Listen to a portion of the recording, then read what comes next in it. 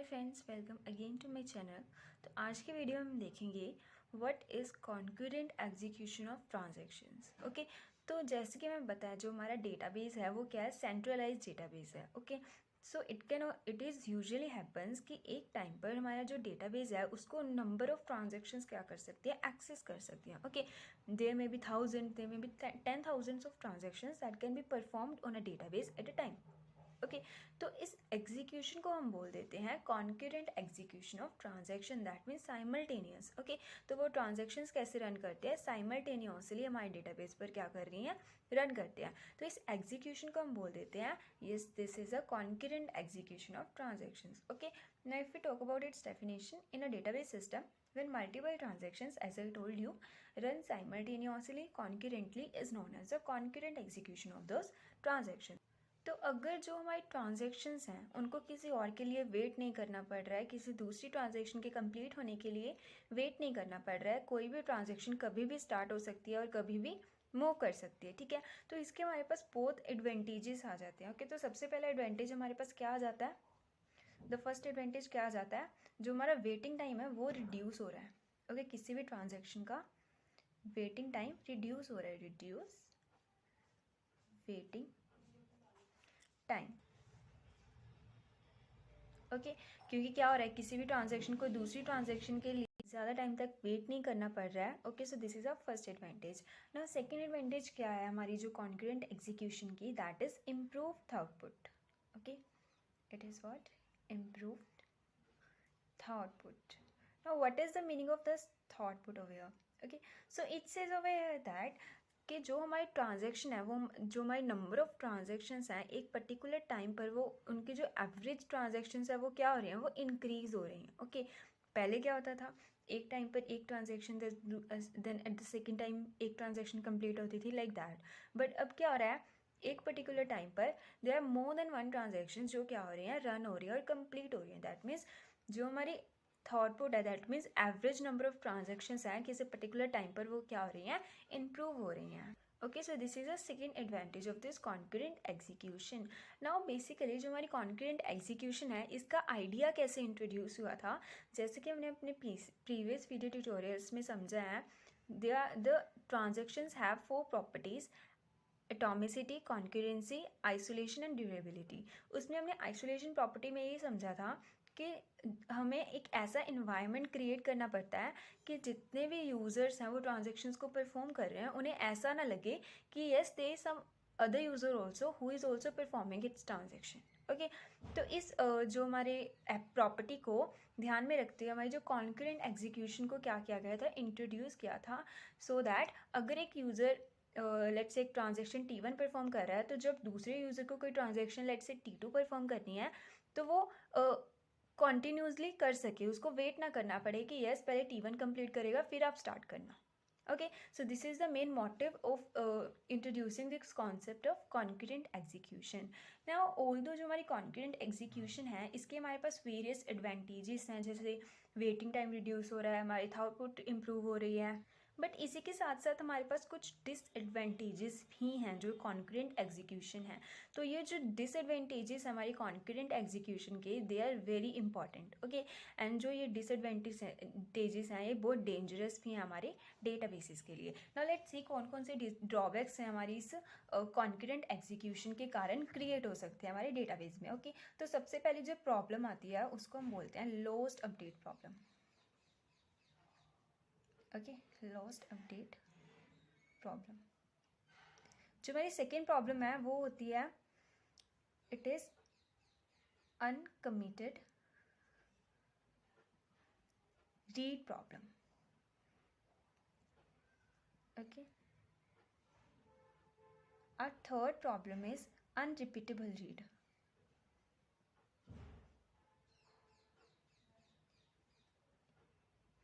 Read problem. And our last problem is what? Incorrect summary problem, और इसको हम बोल देते हैं inconsistency problem. Okay, incorrect summary problem, और इसको हम बोल देते हैं इनकन्सिस्टेंसी प्रॉब्लम ऑल्सो। ओके, तो ये 4 ड्रॉबैक्स है, 4 प्रॉब्लम्स हैं that can be created in a DB due to this concurrent execution. Okay, now let's see all these 4 problems one by one. Okay, तो सबसे पहली प्रॉब्लम है हमारे पास लोस्ट अपडेट प्रॉब्लम. तो लोस्ट अपडेट प्रॉब्लम में क्या है, बेसिकली सी इसके नेम से हमें पता लग रहा है लोस्ट अपडेट. दैट मीन्स किसी एक पर्टिकुलर ट्रांजैक्शन के थ्रू कोई अपडेट किया गया. ओके, कोई अपडेशन परफॉर्म की गई और वो अपडेशन क्या हो गई, लोस्ट हो गई. ओके, सो इसको हम समझते हैं with the help of an example. Let's say हमारे पास एक शेड्यूल है, द शेड्यूल S1. ओके, तो इसमें हमारे पास 2 ट्रांजेक्शन्स हैं, transaction T1 and transaction T2. Okay, तो लेट्स से इन दोनों ट्रांजेक्शन ने क्या करना है, एक ही अकाउंट पर ऑपरेट करना है. लेट्स से हमारे पास जो अकाउंट है वो क्या है, अकाउंट E. ओके, इस पर ऑपरेट करना है और दोनों ट्रांजेक्शन्स को क्या करना है, इसके डेटा को रीड करना है एंड उसमें क्या करना है, कुछ अपडेशन परफॉर्म करना है. लेट्स से इस ट्रांजेक्शन T1 ने क्या करना है, उसमें से 50 रुपीज़ माइनस करने हैं एंड T2 ट्रांजेक्शन ने क्या करना है, ए अकाउंट में से 100 रुपीज़ ऐड करने हैं. ओके, तो अगर हम इसके ट्रांजेक्शन इस तरह से लिखेंगे, लाइक लेट्स से सबसे पहले T1 स्टार्ट हो गई. ओके, इसने क्या किया, ए के डेटा को रीड किया. ओके, और ए में क्या कर दिया, इसने क्या करना था, 50 रुपीज़ माइनस करने थे. ओके, तो इसने क्या किया, ए में से 50 रुपीज़ माइनस कर दिए. Okay, so after performing it's this operation, जो हमारा नेक्स्ट ऑपरेशन क्या हुआ, T2 स्टार्ट हो गई. ओके, और T2 ने क्या किया, इसने क्या कर लिया, डेटा को, ए के डेटा को रीड कर लिया. ओके, ओके, अब जो वैल्यू जो ये T2 ट्रांजेक्शन है रीड करेगी वो कौन सी वैल्यू होगी, जो हमारी ए की इनिशियल वैल्यू होगी. लेट्स से ए में हमारे पास करेंटली 2000 रुपीज़ है. ओके, तो इस टाइम पर जो ट्रांजेक्शन T2 है जो वैल्यू रीड करेगा वो क्या होगा, it would be 2000. Okay, so what is the reason behind it, क्योंकि जो यहाँ पर हमने अपडेशन किया है ए की वैल्यू में वो हमने अभी राइट नहीं किया है हमारे डेटाबेस में. ओके, तो क्या होगा, अब ये क्या रीड करेगी, हमारी इनिशियल वैल्यू. और अब जो भी ऑपरेशन ये T2 ट्रांजेक्शन परफॉर्म करेगी वो 2000 पे करेगी, ना कि 1950 रुपीज़ पे. ओके, तो अब इसने क्या किया, इसने अपना ऑपरेशन परफॉर्म किया. दैट मीन्स ए में इसने क्या किया, 100 रुपीज़ ऐड कर दिए और उसको राइट कर दिया. ओके, अब इसने क्या कर दिया यहाँ पर राइट. तो इसके अकॉर्डिंग हमारे ए अकाउंट का अब जो टोटल बैलेंस है वो कितना बना, 2100. Okay, let's say after performing this write operation, इसके नेक्स्ट ऑपरेशन है वो T1 अगेन स्टार्ट हो गई. उसने क्या कर दिया, अपना जो राइट ऑपरेशन परफॉर्म कर दिया. अब क्या था, अब जो इसने राइट ऑपरेशन परफॉर्म किया है इसने किस पर राइट किया, जो इसने वैल्यू अपडेट की थी. ओके, दैट मीन्स 2000 में से 50 रुपीज़ माइनस कर कर, क्योंकि इसने क्या किया, अब इसने वापस से रीड तो किया नहीं कि अब हमारे डेटाबेस में क्या वैल्यू हो गई है. अब इसने रीड नहीं किया, इसने क्या किया, कंटिन्यू अपना राइट ऑपरेशन परफॉर्म कर दिया. और अब ये कौन सी वैल्यू राइट करेगा यहाँ पर, जो इसने अपडेशन परफॉर्म की थी. दैट इज जो 2000 रुपीज़ हैं उनमें से 50 माइनस किए थे. Now what is the current balance, 1950. Okay, तो उसके बाद इसने क्या कर दिया, अपनी जो उसने अपडेशन की थी उसको कमिट कर दिया एंड इसके बाद इसने कमिट कर दिया. ओके, तो अपने आप में तो दोनों ट्रांजेक्शन्स अपने जो ऑपरेशंस है उनको परफॉर्म करके चली गई. बट क्या हो रहा है, लेट्स सी, जब जो हमारी T2 ट्रांजेक्शन ने अपना राइट ऑपरेशन परफॉर्म किया था ए पर, तो इसने वैल्यू हमारे अकाउंट की कर दी थी 2100. ओके, बट ठीक इसके बाद जो हमारी T1 थी उसने रीड करने से पहले, ओके, वैल्यू को रीड करने से पहले रीड नहीं किया, जो हमारी अपडेटेड वैल्यू थी उसने अपनी जो रीड की वैल्यू थी दैट इज़ 2000 उसी पर अपना ऑपरेशन परफॉर्म करके उसी को राइट कर दिया. तो इसने क्या किया, जो वैल्यू इसने राइट की थी उसको फिर से ओवर राइट कर दिया, किसके साथ, 1950 के साथ. Okay, so this is a final value of the account A. तो अब क्या हो रहा है, जो अपडेशन थी ट्रांजैक्शन T2 के थ्रू परफॉर्म की गई थी अकाउंट ए पर, वो क्या हो चुकी है, लॉस्ट हो चुकी है, क्योंकि इसने क्या किया था, हमारे अकाउंट में 100 रुपीज़ ऐड किए थे. ओके, तो जो 2000 अकाउंट था उसमें से 50 रुपीज़ तो माइनस हो चुके हैं, बट 100 रुपीज़ इसमें ऐड नहीं हुए हैं. Okay, so we can say that the updation made by transaction T2 has been lost. Okay, because the transaction T1 has overridden. Okay, यहाँ पर क्या कर लिया इसने, ओवर राइड कर लिया the change made by the transaction T2. Okay, तो इसीलिए जो हमारी लोस्ट अपडेट प्रॉब्लम है इसको हम एक और नेम से बुलाते हैं, that is known as a write conflict. Okay, इसको हम बोल देते हैं राइट राइट कॉन्फ्लिक्ट। ओके, तो किसी भी ट्रांजैक्शन में अगर ये चीज़ हैपन हो रही है कि एक राइट के बाद कॉन्टीन्यूसली दूसरी ट्रांजैक्शन विदाउट रीड किए जो राइट परफॉर्म कर देती है, तो वो क्या कर देता है राइट सेम वैल्यूज़ पर, तो क्या होता है वो ओवरराइड कर देता है the updation made by the transaction T2। Okay, जो T1 ट्रांजैक्शन। ओके, सो इस प्रॉब्लम को हम बोल देते हैं राइट कॉन्फ्लिक्ट। ओके, और इसी को हम बोल देते हैं yes it is a lost update problem. Now अगर हम इसकी डेफिनेशन की बात करें कि लोस्ट अपडेट प्रॉब्लम क्या होती है, तो हम क्या कहेंगे, if the changes made by a transaction, से लेट्स से हम उस ट्रांजेक्शन को बोल देते हैं T2। Okay, if the changes made by the transaction say T2 are overridden by another transaction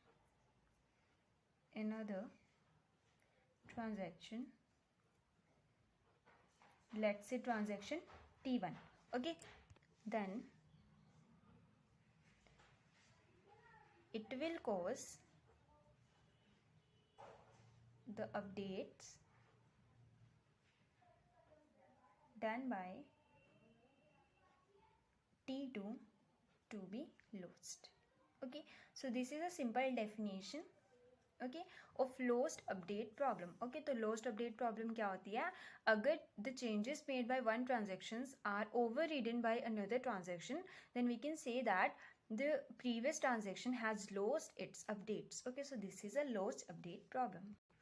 Now our second concurrency problem is uncommitted read problem. Okay, तो uncommitted read problem क्या होती है, इसको भी हम एक एग्जाम्पल से समझते हैं.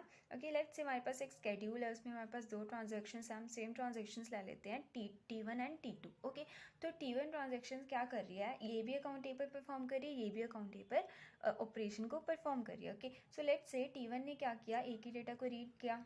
ओके, ए में इसने क्या किया, ए में 100 रुपीज़ इसने ऐड कर दिए और उसको राइट कर दिया. ओके, तो अब जब अभी कमिट नहीं किया अपने ऑपरेशंस को, आफ्टर दिस क्या किया, हमारी T2 स्टार्ट होगी और उसने क्या कर लिया, ए की वैल्यू को रीड कर लिया. ओके, नाउ लेट्स सपोज हमारा जो अकाउंट ए था उसमें जो हमारा करंट बैलेंस था वो था हमारे पास 2000. ओके, तो हमारा क्या था, current balance 2000. Now after performing this operation जो हमारे अकाउंट ए का करंट बैलेंस कितना हो गया, it is 2100, that is 2100. Okay, तो अब जो हमारा ये रीड ऑपरेशन है, जो एक अकाउंट की वैल्यू को रीड करेगा, वो कौन सी वैल्यू रीड करेगा, इट विल रीड 2100. ओके, और अब ये क्या करने लग गया, अपने कुछ ऑपरेशंस को परफॉर्म करने लग गया, एंड लेट्स से यहाँ पर ये कमिट करके चला गया. ओके, इसने भी ए में कुछ अपडेशंस की होंगी या फिर कुछ भी ऑपरेशन परफॉर्म किया होगा ए अकाउंट पर. Okay, let's say after committing this transaction T2, इस पॉइंट पर जो ये ट्रांजेक्शन T1 है वो क्या हो चुकी है, फेल हो जाती है. ओके, कोई भी रीज़न हो सकता है, सिस्टम की फेलियर हो सकता है या फिर कोई और रीज़न हो सकता है. तो क्या होगा, जैसे कि हमने पढ़ा था जो हमारे रोल बैक कंडीशन में, जब भी कोई ट्रांजेक्शन फेल हो जाती है एटॉमिसिटी प्रॉपर्टी में, तो क्या होता है, वो ट्रांजेक्शन कम्प्लीटली रोल बैक कर दी जाती है. दैट मीन्स जितने भी राइट ऑपरेशंस उस ट्रांजेक्शन ने परफॉर्म किए हैं उन सभी को क्या कर दिया जाता है, उन सभी को नेग्लेक्ट कर दिया जाता है और डेटाबेस को वापस से हमारी पहली कंडीशन में ले आया जाता है. ओके, तो इस ट्रांजेक्शन में हमने एक राइट ऑपरेशन परफॉर्म किया था. ओके, तो क्या है, अगर ये ट्रांजेक्शन फेल हो गई है तो इस राइट ऑपरेशन को नेग्लेक्ट कर दिया जाएगा और हमारी डेटाबेस की वैल्यू को अगेन 2000 कर दिया जाएगा.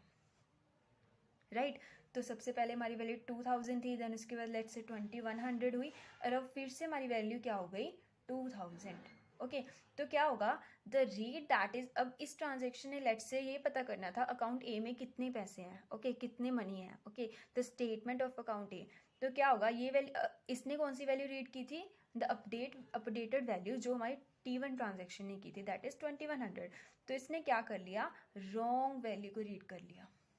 ओके, इसने क्या कर लिया, रॉन्ग वैल्यू को रीड कर लिया, क्योंकि ये तो अभी कमिट ही नहीं हुई थी and after some of time ये फेल ही हो गई थी ट्रांजेक्शन. तो इसके सभी ऑपरेशंस क्या हो गए थे, रोल बैक हो गए थे। ओके, तो क्या हुआ, इस ट्रांजैक्शन ने क्या कर लिया, इसकी अपडेटेड वैल्यू को रीड कर लिया। Okay, and that is a wrong value, और इस जो रीड को हम बोल देते हैं it is a dirty read. Okay, dirty read.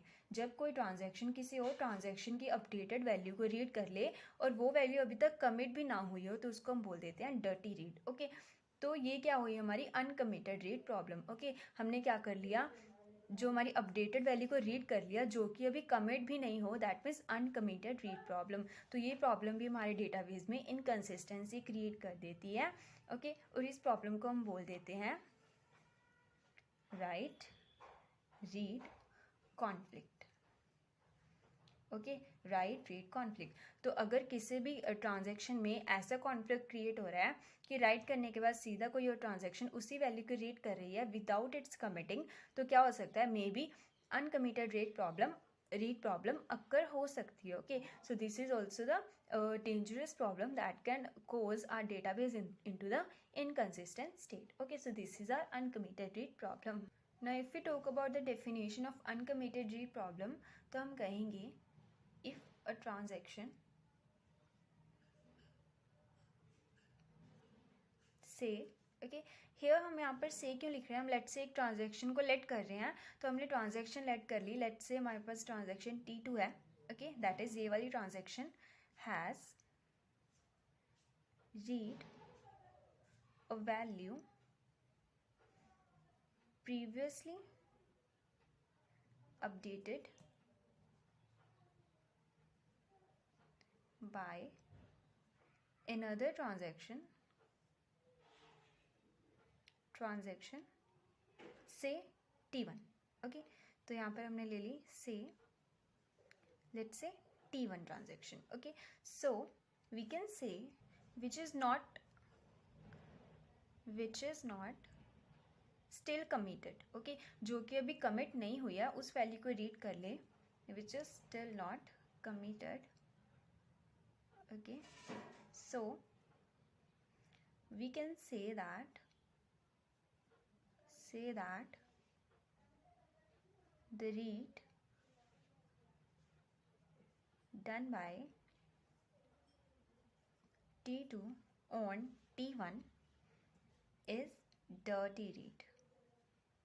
Okay, and this is known as a problem of uncommitted read problem.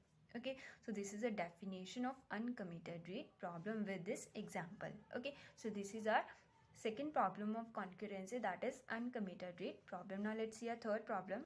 So our third concurrency problem is unrepeatable read problem. Okay, तो unrepeatable read problem में क्या होता है, इसमें क्या होता है, late से अगर एक ट्रांजैक्शन T1 है, उसने किसी एक पर्टिकुलर अकाउंट या किसी पर्टिकुलर डेटा पर उसने रीड ऑपरेशन परफॉर्म किया।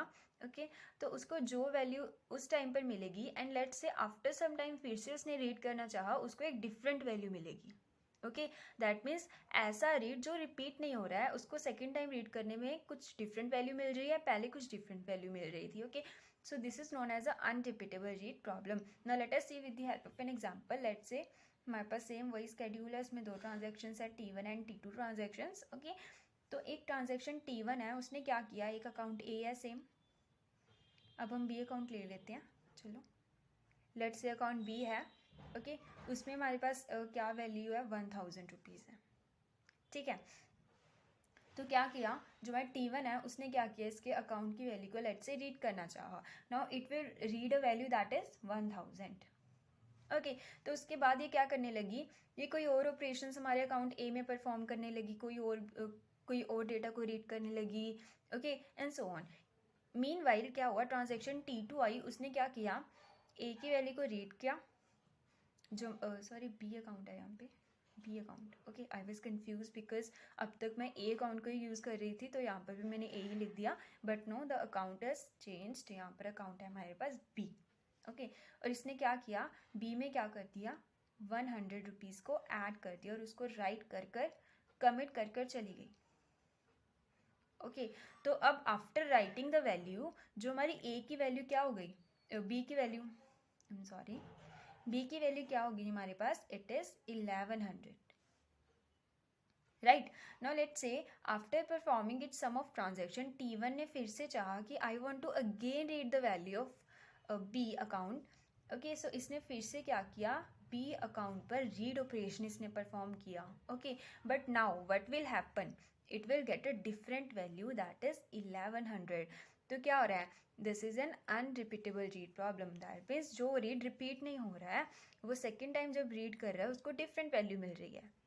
ओके, तो जो ये प्रॉब्लम है अनरिपीटेबल रीड प्रॉब्लम, ये किसको इफेक्ट करती है, हमारी आइसोलेशन के प्रॉपर्टी को। ओके, तो अब क्या हो रहा है, जो हमारा यूज़र है उसको ये पता लग रहा है कि यस कोई और भी ट्रांजेक्शन हमारी डेटाबेस में एग्जिस्ट हो रही है, रन कर रही है, जिसने क्या कर दिया, इसकी वैल्यू को चेंज कर दिया। Okay, so this is N unrepeatable read problem.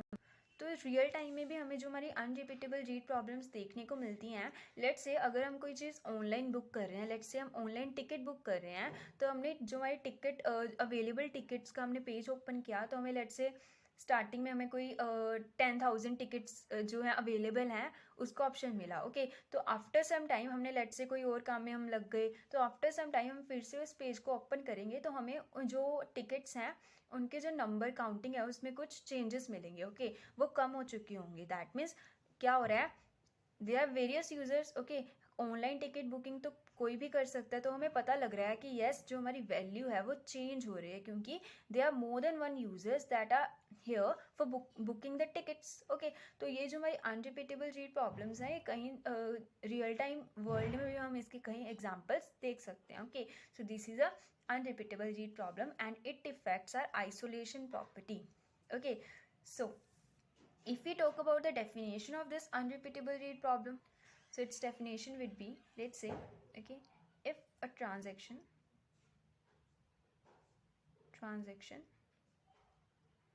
say T1 tries to read a value twice, okay, and okay, if in between these two read operations, that means these two read operations of T1, okay, there is another transaction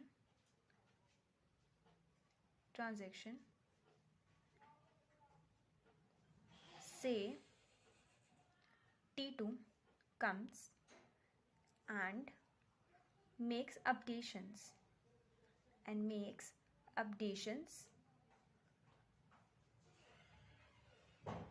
in that value. Okay, that value, here value refers to account B. Okay, make updations that value, then T1 will get different value at both times, different values at both times. Okay, तो इसको क्या मिलेगा, दोनों time पर different values मिलेंगे। पहले इसको 1000 मिला एंड आफ्टर इसको क्या मिल रहा है, 1100 at both times. Okay, so this is known as a unrepeatable read problem. Okay, so this is a third concurrency problem. Now fourth concurrency problem is what, incorrect summary problem. Okay, तो इसको हम एक example से समझते हैं। Same हमारे पास दो transactions हैं T1 एंड T2। जो हमारी ट्रांजेक्शन T1 है वो क्या कर रही है, हमारे एक अकाउंट से, लेट्स से अकाउंट इज A, उसमें से एक अकाउंट B है, A अकाउंट से B अकाउंट में कुछ मनी ट्रांसफ़र कर रही है। ओके, और T2 ट्रांजेक्शन चाहती है, it wants to display the sum of A and B. Okay, so this is a transaction T1 and this is a transaction T2. Okay, तो अगर इस ट्रांजेक्शन को हम इस तरीके से परफॉर्म करते हैं, लेट्स से ट्रांजेक्शन क्या कर रही है, ए के डेटा को रीड कर लिया, ए में इसने क्या करना है, ए में से 1000 रुपीज़ बी में डालने हैं। ओके, तो अब ये क्या करेगी, ए में से 1000 रुपीज़ माइनस कर देगी और उनको राइट कर देगी। Okay, let's say meanwhile transaction T2 आती है, उसने क्या किया, ए की वैल्यू को रीड कर लिया, देन इसने क्या किया, बी की वैल्यू को रीड किया और डिस्प्ले करवा दिया simply some of values. Okay, that is A plus B। Okay, and after this क्या हुआ, हमारी ये ट्रांजेक्शन कंटिन्यू हुई, इसने क्या किया, बी की वैल्यू को रीड किया, okay, it reads the value of B, then उसमें भी इसने क्या किया, बी में क्या कर दिया, बी प्लस 1000, ओके, एंड उसको राइट कर ये क्या कर गई, कमिट कर गई, ओके। तो अगर हम कहें कि after execution of this transaction हमारे डेटा बेस में कोई प्रॉब्लम आएगी, नहीं, the data base will remain in the consistent state, but क्या प्रॉब्लम आएगी, ओके, हियर लेट्स सी, तो करंटली इसने जब डेटा को रीड किया था, हमारे ए की अकाउंट की वैल्यू क्या थी, let's say it will be 5000, okay, और बी अकाउंट की वैल्यू हमारे पास लेट्स से 4000, ओके। तो इसने जब इसको रीड किया तो इसको करंट वैल्यू क्या मिली थी, 5000, ओके। सो आफ्टर अपडेशन हमारी ए की वैल्यू क्या हो गई थी, 5000 से 4000, okay. Now let's C over here, meanwhile जैसे कि हमने बताया था, आफ्टर दिस ऑपरेशन क्या हुआ, ये जो ट्रांजेक्शन आई हमारे पास, इसने क्या किया, इसकी जो 4000 वैल्यू है उसको क्या कर लिया, रीड कर लिया। तो जब ये ए अकाउंट की वैल्यू को रीड करेगी, इसे कौन सी वैल्यू मिलेगी, 4000, ना कि 5000। Now let's C, after this इसने क्या किया, बी की वैल्यू को रीड किया, अब इसे बी की वैल्यू कौन सी मिलेगी, it will get the value of B as 4000, okay, and then it will display the sum of these two accounts, that is equals to 8000, okay, it will display this sum, okay। but अगर हम इस transaction के according देखें, okay, तो सम of amount हमारे दोनों accounts का क्या निकल रहा है, here after performing this updation हमारी बी की वैल्यू क्या हो गई हमारे पास, it is 5000, okay. So after performing this transaction हमारा सम ऑफ अमाउंट कितना हो रहा है, 4000 plus 5000, that is equals to 9000, okay. But हमें कौन सी वैल्यू मिल रही है, 8000, so this is what a incorrect summary problem, okay. तो ये हमारे डेटाबेस में कोई चेंजेस नहीं कर रही है, डेटाबेस तो अभी भी उसी कंसिस्टेंट स्टेट में है, बट ये क्या कर रही है, यूज़र को एक गलत मैसेज दे रही है कि यस इन दोनों अकाउंट्स में 8000 रुपीज़ है, जबकि इन दोनों अकाउंट्स में जो सम ऑफ अमाउंट है वो कितना बन रहा है, 9000, okay. So this is an incorrect summary problem, okay. तो ये थी हमारी 4 concurrency problems. This all 4 concurrency problems are very very important. इन्हीं प्रॉब्लम्स को आगे चलकर सॉल्व करने के लिए हमने वेरियस कॉन्करेंसी कंट्रोल प्रोटोकॉल्स को इंट्रोड्यूस किया।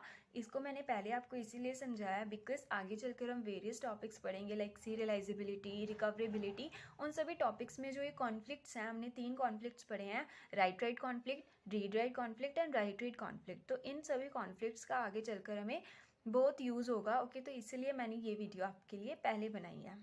हे वन मोर थिंग जो मैं आपको बताना भूल गई थी, जो हमारी अनरिपीटेबल रीड प्रॉब्लम है, इसको हम एक और नेम से बुलाते हैं, that is read write conflict, okay, read write conflict, okay. तो रीड राइट कॉन्फ्लिक्ट ऐसे हुआ, सी जो वैल्यूज़ ने रीड की थी वो क्या कर दी, इस जो अकाउंट था, ट्रांजैक्शन थी, इसने क्या कर दी, उस वैल्यू में कुछ अपडेशन परफॉर्म कर दी, okay. So this is known as read write conflict. तो इस अनरिपीटेबल रीड प्रॉब्लम को हम बोल देते हैं रीड राइट कॉन्फ्लिक्ट, ओके। तो ये थी हमारी 4 concurrency problems, okay. Thank you for watching my video.